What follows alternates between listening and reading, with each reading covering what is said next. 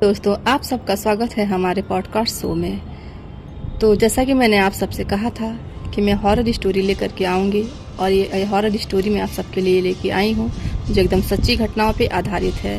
तो इस पॉडकास्ट का शुरुआत करते हैं। चलिए कहानी का पाठ शुरू करते हैं, सुनते हैं क्या है। आत्मा की वापसी। बुर्ज हवा पर झोंका तीखा पड़ा और खिड़की से लटका हुआ इंसान गिरता गिरता बचा। फटाक की ध्वनि हुई और खिड़की का पर टूटकर गिरा। जीवन मौत के इस खेल में उसे सांस रोक देनी पड़ी। उसके जिस्म पर काला चुस्त लिबास था। भयंकर सर्द रात में वह जमीन से लगभग 100 फीट ऊपर लटका हुआ था। रात्रि का तीसरा पहर जारी हो चुका था और दूर तक भयानक सन्नाटा छाया था। नीचे अंधकार और ऊपर बादलों का आकाश। काफी प्रयास के बाद वह पहरेदार की नजर बचाकर यहाँ तक चढ़ पाया था। कुछ देर तक वह सांस रोके लटका रहा। उसके बाद पुनः उसने अपना अभियान जारी कर दिया। वह खिड़की में समाता चला गया। इत्मीनान के साथ उसने नीचे एक रस्सी बांधकर लटका दी। अंदर के डरावने अंधकार को उसने घूरा और भद्द के हल्की आवाज पैदा करके अंदर कूद गया। उसने छोटी सी पेंसिल टार्च जला दी।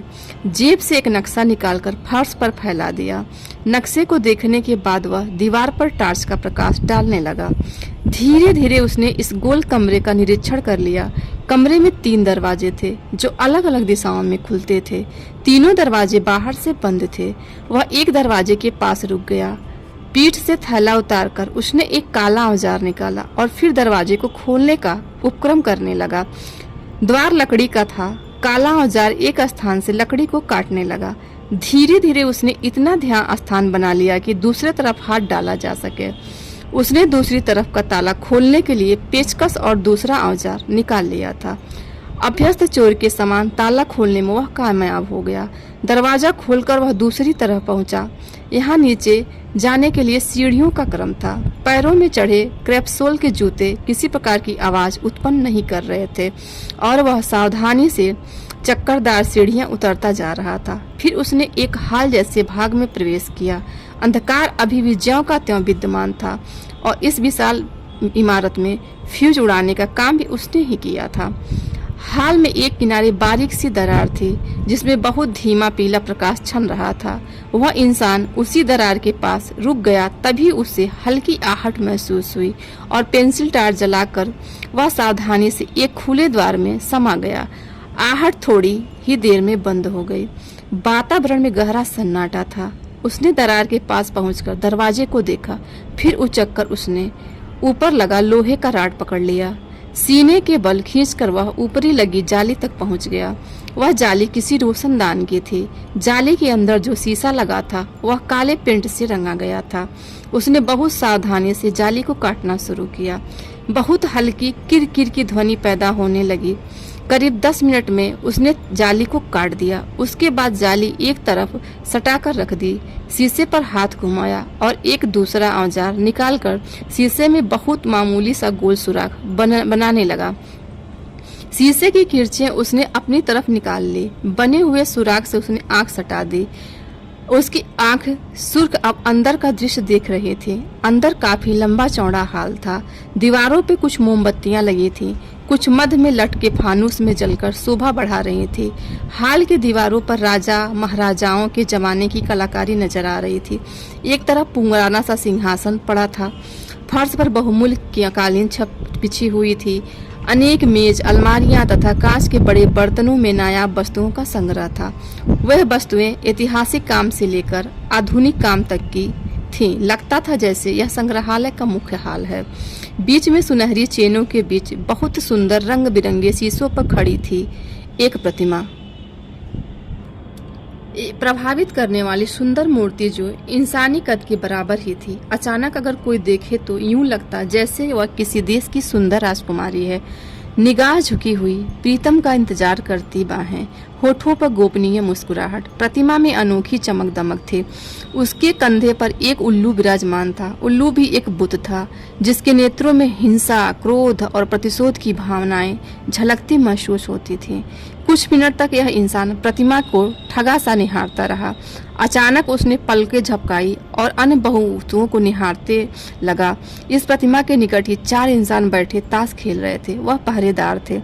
संग्रहालय के 4 हालों के चारों रक्षक यहीं बैठे थे। उस इंसान ने जेब से एक गोली निकाली और सावधानी के साथ गोली सुराग से अंदर फेंक दी। सुराग पर उसने हथेली लगा दी ताकि अंदर का प्रभाव उस पर भी ना हो जाए। गोली फर्श पर लुढ़कते ही फट गई। फटने की कोई ध्वनि नहीं हुई। उसने बारीक धुएं की लकीर उठकर वातावरण में फैल गई। इधर तक इंसान की निगाह कलाई घड़ी में घूमने वाली सेकंड की सुई पर जमी थी। वह निश्चित समय का इंतजार करने लगा। 1 मिनट गुजरा, फिर दूसरा मिनट, और उसने हाथ हटा दिया। अंदर झांका। चारों पहरेदार लुढ़क गए थे।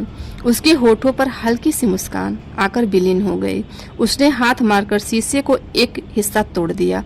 उसके बाद अंदर हाथ डालकर सिटकनी खोल दी। पूरा रोशनदान खुल गया चुका था। वह अंदर घुसने का उपक्रम करने लगा। जल्द ही वह अंदर की दीवार पर झूल रहा था।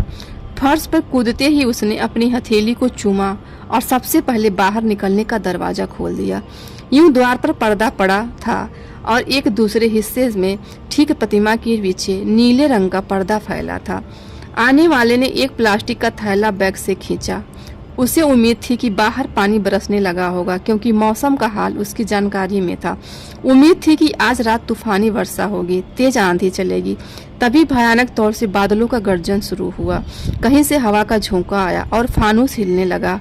उसके हिलने पर घुंघरू से बज उठे। एक बारगी तो वह घुंघरुओं की झनक से बौखला गया, मगर जब उसने निगाह उठाई तो देखा कि फानूस पर बहुत छोटे खूबसूरत घुंघरू लटके हैं, जो हिलने के कारण बज उठे हैं। बाहर दूर बादलों के झुंड ने इस तरफ दौड़ भरी। कालापन छाया, बादल सिर धुनने लगे, बिजली चमकी, गड़गड़ाहट से आकाश चीख उठा और झमाझम पानी बरस उठा। तब तक एक झाड़ी में छिपी बरसाती पहने एक स्याह आकृति सिर उठाकर बुर्ज की तरह निहार रही थी। कदाचित उसे भी किसी का इंतजार था। दूसरी ओर पीछे वाली सड़क के किनारे छिपी थी एक आस्टेन, जिसकी अगली सीट पर सिगरेट का सितारा चमक रहा था। पानी बरसा, सिगरेट का सितारा गुम हो गया। झाएं झाएं, साएं साएं हवा की पुकार थी। जब कभी बिजली चमकती तो रोशनी से यह लगता जैसे आज रात इतिहास की कोई तूफानी रात बनने वाली है। वह इंसान प्रतिमा की तरफ बढ़ रहा था। उसे इसका जरा भी आभास नहीं हुआ कि कुछ पल पहले नीले पर्दे का एक चौकोर स्थान और उसमें से एक गौर बड़ आधा चेहरा उभर आया था, और उस चेहरे की नीली खूबसूरत आंख इस दृश्य को देख रही थी। सुनहरे बालों की कुछ लटें गाल तक आ गई थी। निश्चित रूप से वह कोई युवती थी। इस कहानी का एपिसोड यहीं ख़त्म होता है। फिर मिलेंगे हम नेक्स्ट एपिसोड में। तब तक के लिए आप इस कहानी को एंजॉय करें। Bye bye.